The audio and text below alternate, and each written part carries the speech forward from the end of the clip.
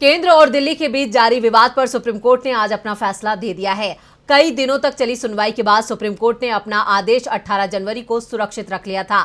दिल्ली में प्रशासनिक सेवाओं पर केंद्र और दिल्ली सरकार की विधायी और कार्यकारी शक्तियों के दायरे को लेकर फैसला दिया है।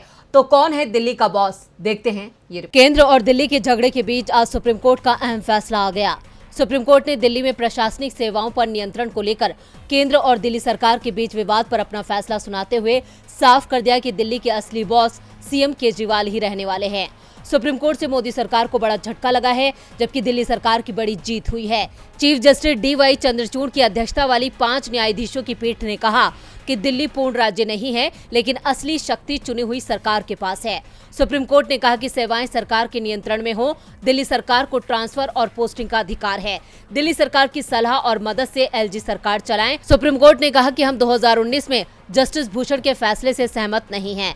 जस्टिस भूषण ने 2019 में पूरी तरह केंद्र के पक्ष में फैसला दिया था। 5 जजों की संविधान पीठ में मुख्य न्यायाधीश DY Chandrachud, justice MR Shah, justice Krishna Murari, justice Hima Kohli और जस्टिस PS नरसिम्हा शामिल हैं।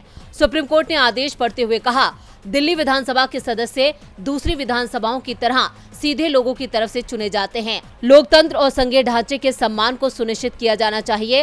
हालांकि कोर्ट ने कहा कि अनुच्छेद 239 AA दिल्ली विधानसभा को कई शक्तियां देता है, लेकिन केंद्र के साथ संतुलन बनाया गया है। संसद को भी दिल्ली के मामलों में शक्ति हासिल है। उपराज्यपाल की कार्यकारी शक्ति उन मामलों पर है जो विधानसभा के दायरे में नहीं आते। लोकतंत्र में चुनी हुई सरकार को शक्ति मिलनी चाहिए। अगर राज्य सरकार का अपनी सेवा में तैनात अधिकारियों पर नियंत्रण नहीं होगा तो वो उनकी बात नहीं सुनेंगे। संविधान पीठ ने कहा कि आदर्श स्थिति यही होगी कि दिल्ली सरकार को अधिकारियों पर नियंत्रण मिले, सिर्फ उन बातों को छोड़कर जिन पर विधानसभा का अधिकार नहीं है। हम दोहराना चाहते हैं कि उपराज्यपाल दिल्ली सरकार की सलाह और सहायता से काम करेंगे। इसमें सर्विसेज भी शामिल हैं। आपको बता दें कि दिल्ली के पास पुलिस, कानून व्यवस्था और भूमि मामले में अधिकार नहीं है, यानी इन मामलों को छोड़कर अन्य विभागों के अधिकारियों पर दिल्ली सरकार को नियंत्रण हासिल होगा। DB लाइव की रिपोर्ट।